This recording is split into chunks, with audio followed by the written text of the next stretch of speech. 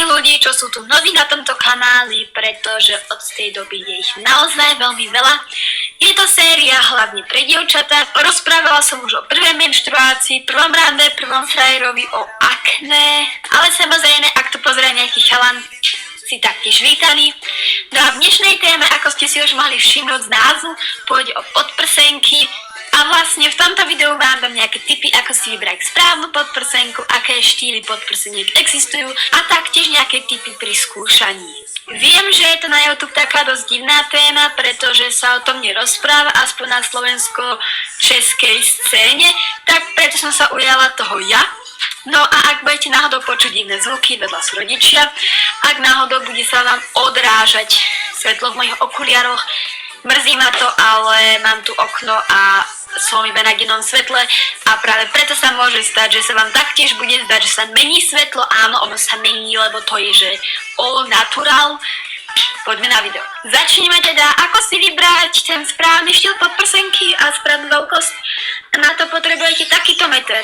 Opýtajte sa maminy, babky, tety, sestry, krajčírky alebo najbližšej predavačky v obchode, pretože je to obyčajný krajčírsky meter, ktorý dostanete naozaj všade.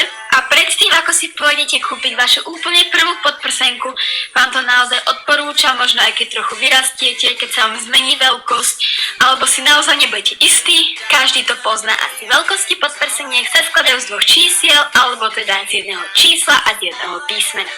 To prvé číslo je napríklad 75 a to znamená obvod vášho hrudného koša, nazvem to dneska tak. Vlastne je to akoby obvod presne pod prsiami a to je to číslo. Ak to bude niečo 73 až 77 alebo 76, dajme tomu, tak máte 75. Ak to ale je vyššie alebo nižšie, tak buď máte menšiu veľkosť alebo väčšiu veľkosť.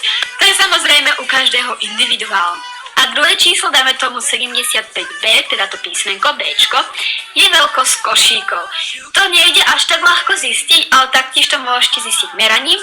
A na veľkosť košíkov si vlastne odmeráte najvyšší bod vašich prs, alebo ten, čo je najviac vystúpený.